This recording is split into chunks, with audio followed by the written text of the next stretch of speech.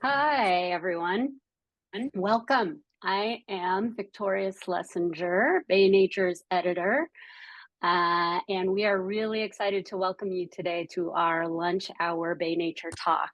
If you're not familiar, Bay Nature is a quarterly print magazine and an online publication. We not only publish journalism, essays, we also host talks like these, Bay Nature Talks, and hikes and in-person events. If you're interested in receiving free access to the events like this and hikes, please consider becoming a member. At the end of the talk today, I will send that out. Let's see. For those of you joining us, please consider turning on your camera. Thank you to those who have already done that, and muting your mic so that we don't have disturbance. As we're going to be talking for a bit and then turn to Q&A. So at any point during the conversation, please feel free to use the chat function in Zoom to send your question. When we come to that part of the conversation, I will call on you, as many as we have time for, to ask your question directly. So without further ado, I am beyond thrilled to introduce today's guest, Amy Tan, the best-selling author of The Joy Luck Club, The Bone Setter's Daughter. We'll be talking today with Amy about her new book, The Backyard Bird Chronicles. It's a collection of vignettes about Amy's observations of birds that are visiting her backyard in the Bay Area. So, welcome, Amy. There Hi. we go. Hi. There we are. Hi. Welcome. Thank you. Thank you. Yeah, before we dive in, I want everybody to attending today to know that Amy has literally, who is on the East Coast, has literally traveled through Tropical Storm Debbie to make it to this conversation today. So kind of a harrowing journey with a lot of delays, and we're really, really grateful that you have still made the time to be here and join us. Sure. I'm glad to be here. 7 hours of traffic, or not traffic, 7 hours of diciness, and I'm here. Yeah. Thank you. Okay, so for those joining us who are not yet familiar with the Backyard Bird Chronicles, will you just give us a little bit of the origin story and kind of get us all on the same page about what this book is?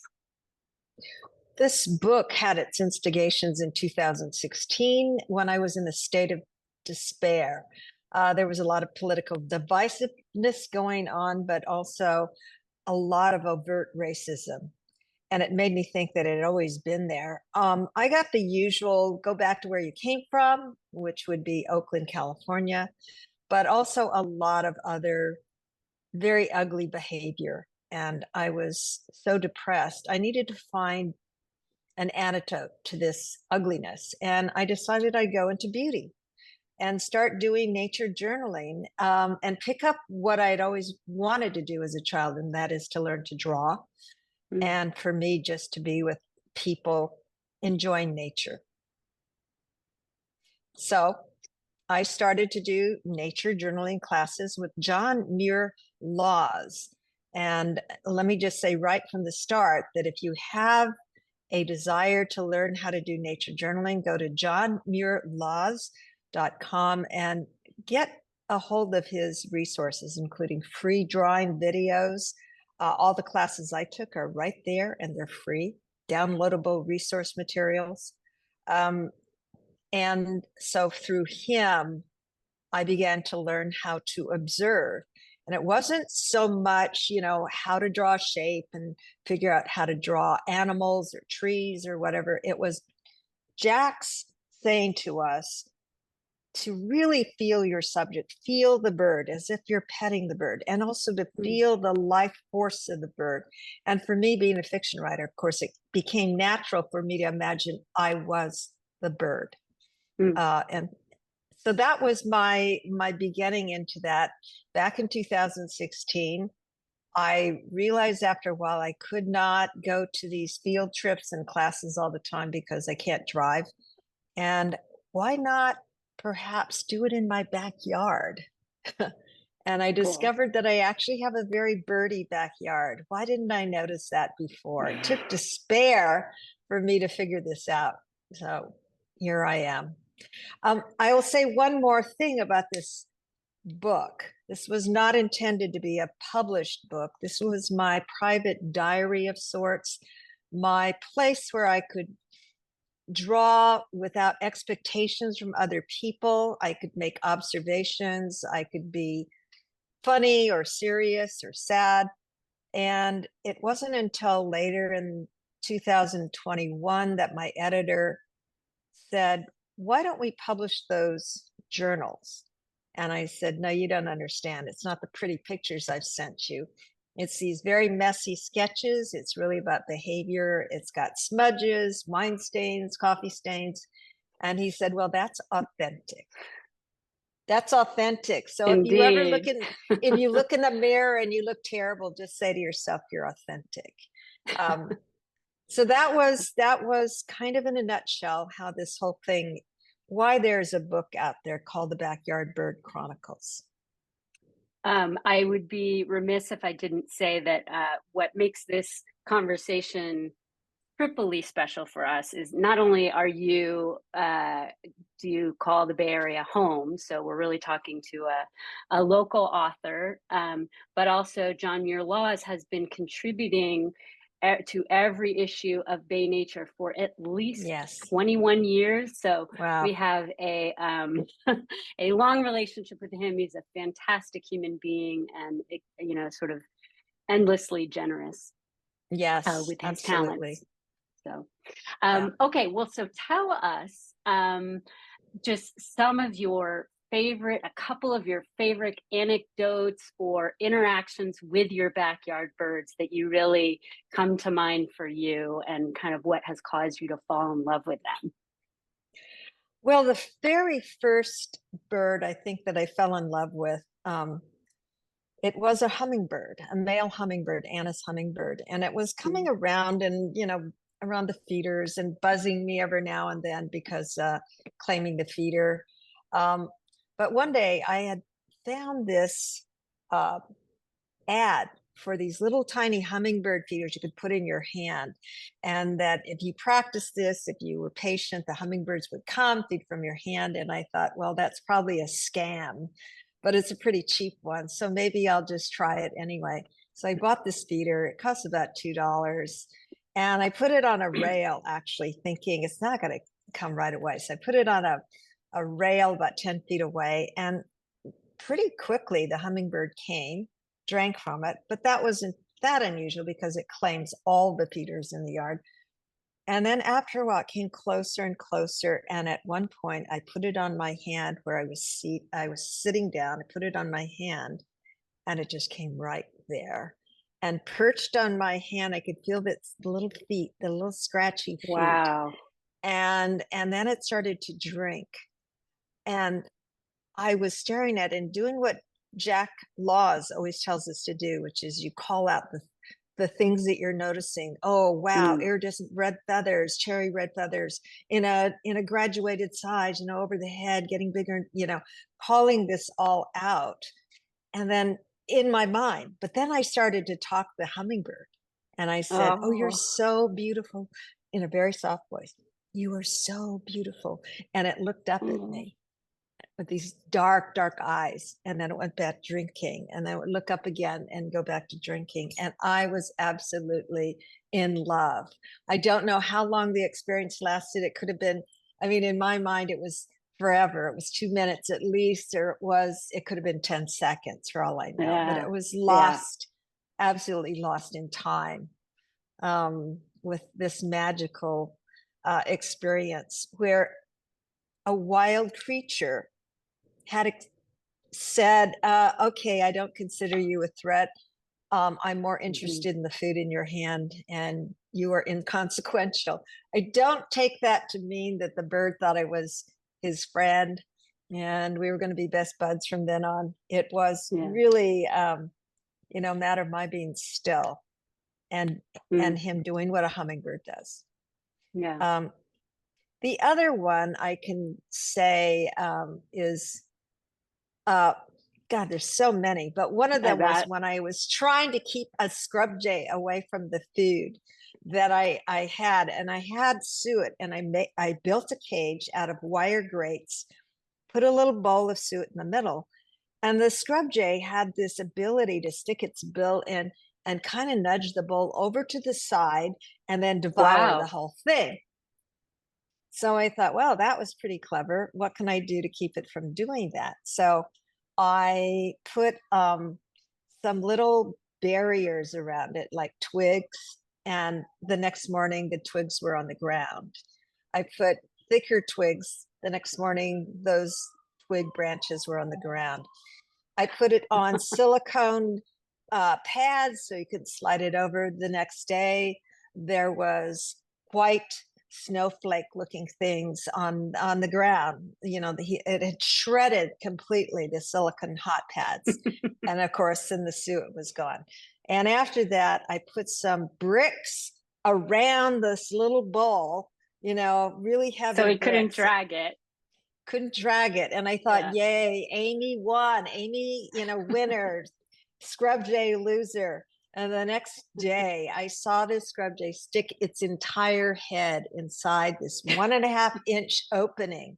They're shapeshifters, but it was just, to me, I was kind of rooting for this scrub jay in a way, because I Right. wanted to see how persistent it could be and how clever. This was evidence of how smart this bird was, and also that persistence is a feature of bird intelligence, Mm-hmm. that it didn't give up. It would try to think of something else to do, using skills it probably already possessed for managing its existence out in the wild, and it Mm-hmm. applied it to getting the suet from this cage.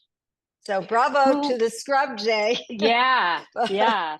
Yeah, Thank you to them for planting yeah. our oak forest. um, Exactly. We have to be so grateful to them for that, but also for yeah. their entertainment that they provide. So who was the suet intended for? Who else is coming to your yard for that? That At that time, it was largely for the migrants that were coming. Mm-hmm. They arrived at, starved for food, and some of these are coming from 1,000, 2,000 or more miles away from northern Canada or from Alaska. Especially what I would look forward to each year was they are the golden crown sparrows. Mm-hmm. They would come in groups, and it might be 10, then it'd be 20, then there'd be more. So they arrive pretty hungry. They might have stopped along the way, but in their continuous journey, they have lost a little bit of weight. Um, and I always imagine in my mind, they use their own kind of internal GPS, but we have a green roof that we planted especially for pollinators, these birds and butterflies, and it's succulents, native succulents, flowering ones. And I always imagine that these golden crown sparrows are flying and saying, oh, there it is. It's like the flyway sign. There's Amy's Bistro. We turn left and we go here. And what's wonderful is they fly directly, the adults fly directly into those cages I built. And that's how I knew these birds had been here before. All And the those cages adults, are to protect the food from jays, crows squirrels. Yeah. and squirrels and things like that. But the Right. birds, songbird sized birds, can definitely get in there quite easily. Um, the migrants then arrive. The adults with their black brows and neon yellow crowns go right in, letting me know they've been here before. The young ones that are first winter birds, they're still having to figure out for several hours or days how to get into the cage. So I know they never would have been there. They're too young. Yeah. So it's Which, and exciting to have me. have you come across that pretty fantastic research about golden crown sparrows migrating back to, a really specific area like your yard of that size, and they're doing it Yes, every year? right. I didn't know that it would have been something the size of my yard. I thought it would be a general geographic area with, shrubs or, big open area. But it let me know. I did read some of those studies, but let me know that yes, a yard my size would be exactly what it might return to. What I'm puzzled about, however, is that at the end of their stay, their winter stay, in the spring, when they do leave in April, it is the younger ones, the first winter birds who have now gone through their winter, who leave first. Huh. And then the adults leave a week to two later, which I found really interesting. What are the reasons that happens? Yeah. It's so easy to see because the adults are so clearly marked. The breeding adults are so different looking. Um, I mean, some of the guesses, this is what's so great about doing a journal is you get to put in your guesses, that maybe the Right. younger ones have to go establish territory somewhere else. Whereas the breeding adults have already established territory, they can take their time, or maybe it takes longer for them to come into Right. plumage and it takes a lot of energy. So they just spend their time, you know, porking out and then changing into their beautiful plumage. Who knows? I mean, I would love to go to Alaska or Canada where they actually have their home and do their Right. breeding. Right. So much we Right. don't know about those birds. Yeah. So I have to ask, you and I actually last spoke, I think it was fall 2023, so before your book came out, but we did an Hmm. interview in advance of the book coming out. And you talked a little bit in the book about great horned owls coming to your yard. And you didn't, when you and I last spoke, you didn't yet know if they might come back to your yard. And I have a particular soft spot for a great horned owl. So I'm just curious, did they return? Yes, yes. They actually did. Actually, not mom, Okay. not mom. Junior did, and he brought his girlfriend, his mate, No who way. we named Moon Lady. We called her Moon Lady, and we those are the only birds I've ever named, and it was because there were two of them, and we recognize the individuals. Unlike the golden crown sparrows, there's so many of them, and Hmm. I actually prefer not to name birds because they're wild. They're not my pets. They're not Yeah. mine. But Yeah. the owls were regularly there almost every day. And in order to refer to them, we'd say, is Junior there?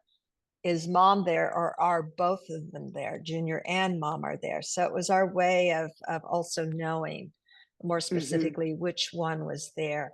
Um, as Junior was getting older, mom would come less frequently until sometime in October, she left and did not come back as was Mm. planned. I was concerned about her leaving and not coming back for a long time. But David Wimpheimer, who might be listening to this Yeah. from Yeah. the I hope. UK, from the Oh. UK, he was the one who told me. He's an expert birder, bird guide, Mhm. naturalist, and he was the one who told me that probably would happen. And I was glad that I knew that and not feel distressed and thinking that perhaps mom got hit by a car or had eaten Yeah. poison or whatever. But Yeah. Junior came back with his girlfriend, and they were there for a while. I could see them preening, aloe preening, Wow. grooming each other, kind of just sitting out there. And I will say, for those who are not aware of great horned owls and what they look like together, that the females are always larger than the males. They can be about a third bigger, and so it's very clear to me which was the female, hence mom when Junior was young, and then Junior was smaller, but he also had a white hood, um, which young, the baby owls have this white hood and some downiness. And his ears were smaller, ear tufts, Mm. those pseudo ear tufts. Yeah. And they were smaller, and then they, grew as he got older. Um, so he was there with his girlfriend, and then we knew they would leave because we did not have a nest that Mm. they could take over. They don't build their own nests, and Hmm. so they needed a place that had a squirrel nest or a raptor nest in. But Did you now, hear any of their duetting? Oh, yeah, okay. we Oh, heard. go. Oh, yes, yes. Yeah. We heard that, but also recently. Now, I've been on the road for a very long time, and I've been in on the East Coast for a while. But my brother and sister-in-law, who are babysitting our dogs, our house sitting, they told us on July 25th that a pair of owls had come, and they took pictures with the iPhone, and I looked at them, and it was a male and a female, a big female and a little male. And I said, can you get a closer look at the male? Does it have a white hood? Does it have short ear tufts? And it did. So in my mind, Wow. now what's interesting is the first time we saw Junior and his mom was July 26th, 3 years ago. So the fact Yeah. that they spotted the owl around this exact same time was encouraging to me. I have not checked with them to see if they are seeing them every day. They said, oh, we only see them at dusk, which makes sense. That's when Hmm. you Yeah. would see it. Or they'll say, we only see it at them at dawn. So dawn and dusk, when they were Yeah. roosting in our tree, they were there from dawn until dusk. We'd always see them take off. And then they were there the whole day during the day. We're so lucky. We didn't need binoculars to Yeah. look at them. We just look up from Wow. our dining room table, and there they would be. um, so just shifting gears a tiny bit. So the book came out in May, correct? April, And April April. 23rd. Okay, Yeah. April. Great. What has been the response, and what has, surprised you? Oh my God. I haven't been on a long book tour in over 20 years, Mm, because I just simply didn't want to do it. But for this book, it was such an odd little book. And I thought my editor took a big chance in mm, suggesting it. And I better, go out there and try to promote this book. Well, we ran out of stock on the second day. ah, This hey, book, congratulations. well, it was kind of exciting, but then they would get little piles of reprints, and those would be gone in day one. Then we get another pile. So every now and then we get this stock, and then in end of May, there were no more books coming for 2 months. So we have been Wow. out of stock until last week for 2 months. It Okay. launched at number one on the New York Times bestseller list, or it might have been number two, but number one Washington Post, number one indie book list, and all of that. And it stayed at number one for 6 weeks. And when there were no books to sell, it fell off the list like in a drop, went from number one to Oh, number oh, nothing. So that was interesting. And I do have to say the independents really have been great about this, as well as, okay, the big surprise is there are a lot of people who love birds. That yep. was the big message to me, the Mm, big surprise. And it was so gratifying, beyond the sales of the book. We all want people to be in love with wildlife, because when you're in love with wildlife, you want to protect wildlife. hmm. And so to find that, and these people are absolutely passionate about birds, people I talked to, people who said, I never looked at birds. I have them in my backyard, but during the pandemic, I started to watch birds. Yep. Yep. And now they had more ideas on how to watch birds, how entertaining they can be, how calming they can be. Uh, Terrific. yeah. So just very heartened by that response. That's a huge gift. Yeah. Okay, well, let folks with us ask some questions. Karen DeMello, turn on your mic and camera if you would, and go ahead and ask Amy your question. Yeah, no, your book is awesome, and I've been telling all my friends. When I started reading it, I just got sucked right in, I'm telling everyone about it. But I'm curious because it goes over a period of years, and I'm wondering how many journal entries. Like, are these just select journal entries? How did you pick what days? Yes. Because it seems like Yeah. yes. Yeah. They are select ones because I had about 9 journals, and some of them were messier than the ones that are in the actual book. We selected, however, on the basis of having a variety of birds and as well as a variety of seasons, because the behaviors were different in the seasons and would give a more complete view of what you can see in your backyard. And that was the reason. And admittedly, I did Mm. choose the drawings where the writing didn't go off the side of the page and were illegible. The smudges are still there. They might have airbrushed a bunch of them out, but it is, yeah, pretty much the way the journal was done. It shows a Well, you draw progression in a beautifully. way. Oh, Mm. and I'm going to say this. People think that, oh, you were born with this talent to draw. Well, I was born with a love of drawing and stories, but these things take practice. Just like Mm. with the piano, you could love music, but you still have to take lessons. Same with art, same with drawing. And those lessons with John Muir Laws were absolutely indispensable. I never would have been able to do what I do today. It was also his advice that you put in pencil miles. Those are the things that are going to make a difference in drawing. And so drawing the heads of birds from different angles, looking this way, looking straight on, looking to the side, from the back of the bird, the front of the bird, the side of the bird, crouching, standing, all of those things that I did every day. Um, and I probably have put in, I don't know, 10,000 hours of drawing. Oh.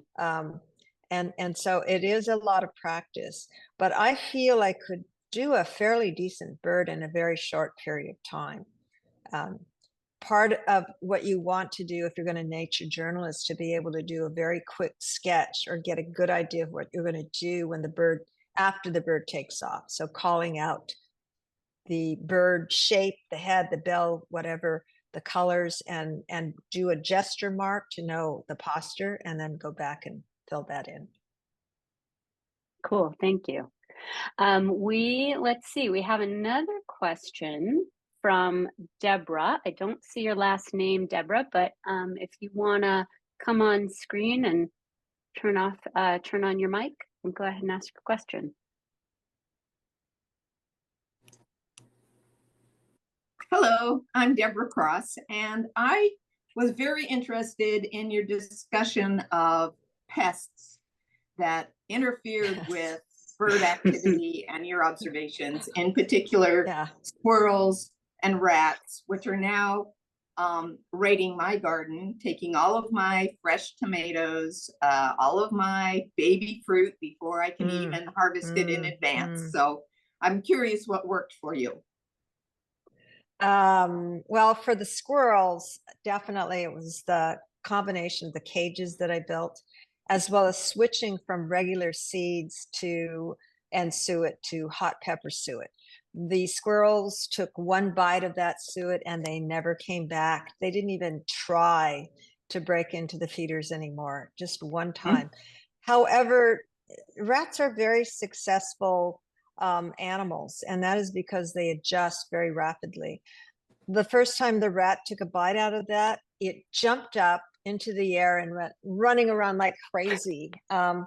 And it kind of reminded me of these customers who've never eaten Japanese food, and they go in a restaurant and they see this green stuff, the wasabi, and they say, "What's this?" And they take a big dollop and spread it on something and they eat it. And it is so hot, they just leap out of their chair trying to get some water. That's what the rat looked like. But guess what? The rat came back about a minute later, and its kids were watching off to the side, "Hey, watch mom. This is how you do it." And she just latched onto this piece of suet she dropped and took off with it. It did not deter them.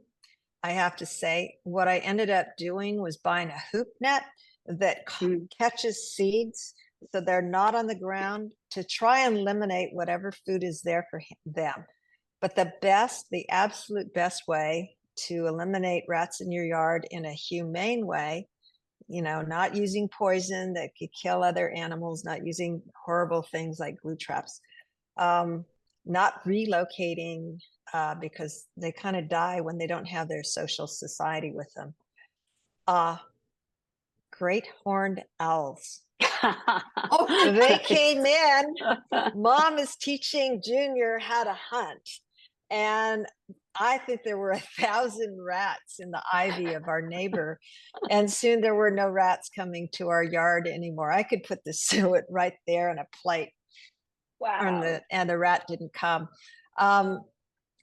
There, of course, we were incredibly lucky to get the great horned owls to come. They came on their own. We didn't do anything like dangle a dead rabbit or anything in the tree. But you can get help in attracting, say, a barn owl. Wild Care in San Rafael, I think they do help you get these boxes and mount them, and some kind of program where they can clean out the boxes at the end. It might take a while for the barn owl to discover it, but getting an owl to come is the best way. At night, they can kill thousands of rats over the course of a year. Just two owls, one owl. Feel very lucky that we had natural exterminators at a really good price too, absolutely free. Well, thank you. Thank you. We have another good question, a rich question from Jill Stanton. Are you out there, Jill? I am, but I'll continue off screen. Okay, sure, no problem. Okay, so I've heard ornithologists talk about the advantages and disadvantages of feeders.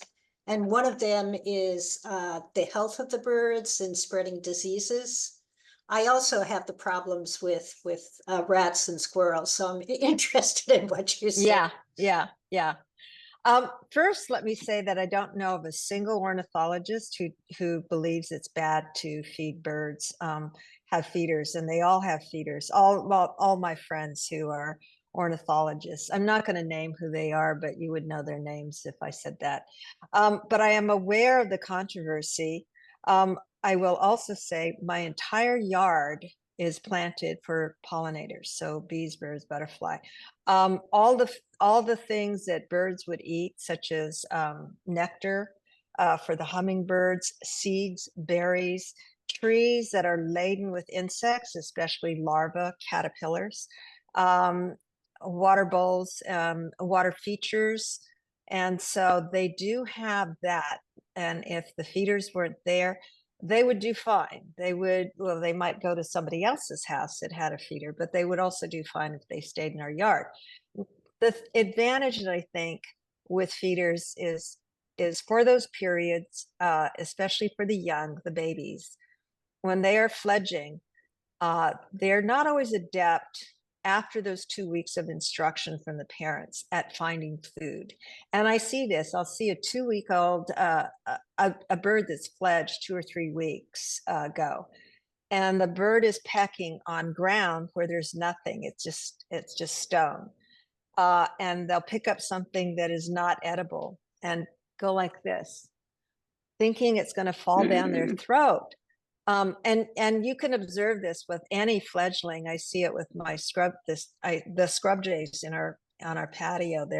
They do this motion, and they're not going to be successful birds. 75% of birds never make it to adulthood, and of that, 40% die by 3 weeks after fledging. So it's a very harsh figure of dying. But so with the feeders there, the parents do take the birds, the little babies, to the feeders. They know how to get the food. I also see the birds in the trees, going under the bark, finding their food up there. That means by the end of the day, if they haven't been successful up there, they will have had something, because they have to eat a lot of these young birds within 24 hours. I think it's especially good to feed birds that are in snowy winter areas that do not have the, ability to find food that's under snow. It's a real advantage for that. And I just know this fact that the birds in our yard, I'll see the babies, and then out of four nestlings, there will be 4 fledglings, and there will be 4 adults. So these birds are staying alive. Those percentages of mortality don't apply to the birds in my yard, at least for those early weeks. Thank you. Thanks. We have a question from Barbara Butkus. You want to come on screen, Barbara, and ask? Sure. Hi, Amy. Hi, Barbara. We've been emailing for the past few months about coordinating this talk, and Yeah. I'm so thrilled. I know you went through a lot to get here, so thank you. Also, I wanted to say I'm also an Oakland native, and there are 2 of my Bishop O'Dowd classmates on this call, just coincidentally from Oakland as well. But I wanted to say, you used the word to describe yourself as curious when you were learning about these birds, educating yourself, and then you grew to love the birds, and then that moved you to want to protect them. And so also in the article in Bay Nature, you mentioned that you're on the board of the American Bird Conservancy. And so I was wondering if you could talk a little bit more about that journey. I think it's very typical of Bay Nature readers that, they start with curiosity, love whatever bit of nature they are attracted to, and then are called to action. Yeah. I mentioned the hummingbird is the bird that made me love birds deeply. But there was another bird that I saw early on that also changed me, and that was a pine siskin that I saw in my feeder in December. It was very fluffy. Its eyes were half closed. And I thought, oh, it's a baby. It's so fluffy. It's a little baby. It's traveled a long ways. It's hungry. And then I saw that none of the food was going in. It was just falling off the side of its bill. And its backside was really messy. Well, this was a sick pine siskin, and it had arrived during an eruption year when huge numbers of them were coming, and that happens every now and then. And it brought with them an outbreak of salmonellosis. Most of the diseases that come, that are around, they are in among finches, because they're a very social group, a social society. I found out this bird would probably die in a day. It was fluffed out because it couldn't thermoregulate, and I was so sad. I took all the feeders down, and I decided I'm never going to do this. I couldn't stand the idea that these birds were going to die. I didn't want to attract any more of them, obviously. But that bird, then, to feel that for one individual bird made me want to save birds, all birds. And that's why I went into conservation. Conservation, the group that I'm with, American Bird Conservancy, they are concerned with species, preservation of species, and problems that contribute to extinction of species. But it started with the individual bird. One thing I didn't mention about feeders, and that the other person pointed out very rightly, that it can contribute to disease. If you put up feeders, you do have a responsibility to keep them clean, like cleaning the water bowls every day, scrubbing them down, making sure they're clean, taking things away when there's a possibility of an outbreak of something. I don't even have to see a sick bird. If I hear that there is something going around, I will take the feeders down. Using a hydrogen peroxide spray on perches, which can be done every day, to prevent something, even when you've seen nothing. So that's part of, I should have said that earlier, if you do feeders, that is a responsibility. So that, getting into conservation was another part of my love of birds. I got to learn a lot about habitat, about the threats of birds. And I think, as you know, the number one threat to birds is human related are cats. They are responsible for 1 to 4 billion birds that are killed every year. And window collisions responsible for about 1 billion birds killed every year. Many other things kill birds, but those are the threats that we could actually work on to lower those mortality numbers. And actually, we have a great question follow-up on that from Charles Smith. Charles, are you out there? Yeah. Perhaps not. Oh, there he is. Great. Yeah. Go ahead. Have you had to deal with outdoor cats? Have I had to deal with outdoor cats? No, I don't have a cat. I do have dogs, but I understand some of the hesitation that people have with keeping their cats indoors. I had a cat that used to go outside. It was a feral cat, and so it was used to being outside. But I always kept her claws clipped, and so she probably wasn't as great of a danger to birds. She never brought me any wild creatures she had killed. But I eventually did make her an indoor cat. I built her a little space. She could look out the window and she's perfectly fine. And I will say also, bells around a collar of a cat, it's not that effective because a lot of the birds that are killed are in nests on the ground or pretty close to the ground. And so I saw a cat once stalking, about to eat the chicks in a California towhee nest, and the California towhee mother was just screaming, and it was heartbreaking. I ran down there to chase that cat away, but it was, I was staying at a hotel, and there was, that is a bunch of nestlings that are goners. I have had maybe 2 incidents of cats strolling through the yard. And then I chase them away. If cats were coming into my yard all the time, I would not hesitate to aim a hose at them. It wouldn't hurt them, but it'd make it very unpleasant for them to come into the yard. Thanks. We have our time together is going really fast. So we've got one more question from Megan Nugent. Can you come on screen and ask your question? Yes, hi. Hi, Miss Amy Hi. Tan. My name is Megan Nguyen, and I'm a big fan of your work. Thank you so much for always speaking up about the Asian American perspective and, sharing that story. My question is that I read that this project and this book, what you alluded to earlier, really began as a way to cope with, increased racism against AAPI folks in the recent years. Could you share a little bit more about how you found healing and grounding through this process and sharing your art and, birding in your backyard, and what other wisdom you have for other Asian Americans facing similar challenges? Well, for one thing, elect the president who will be best for not allowing these kinds of things to become our common vernacular and our way of communicating with people that we don't agree with. I also think that everything that I've just said that's in the book is about how you deal with any kind of strife that you have in life. Is to counter anxiety and noise in your head, go to a quiet place. To counter the ugliness of racism, go to the beauty of nature.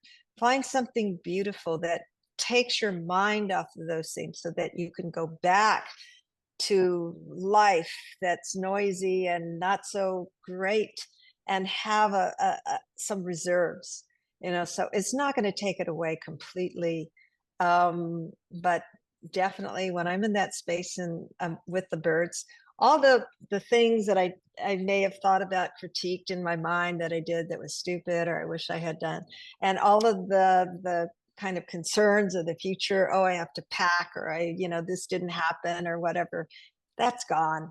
All the trivia is gone, and I'm just there with the birds, and every single moment is so meaningful, so worthwhile. It's knowing also that our life does not consist of the ugliness that pervades everything. There are moments, and we can find those moments for ourselves. you know, whether it's through reading good books or listening to music or being with birds. They're everything that's beautiful, everything that makes you think more deeply, that makes you feel deeply. And I will say this, that with imagination, whether you see it in drawing or whether you see it in reading a book, imagination is one of the ways we practice compassion. If we can imagine ourselves to be the other, to be the bird, to be the person in a story whose life is unlike ours, you know, we have practiced, in effect, something quite similar to compassion. And we all know that when we make that connection to something or someone quite different, it's a beautiful thing, and we all feel it. So that's my advice, is to practice compassion when you're not getting it, when you're getting racism in return. Practice compassion with somebody else, and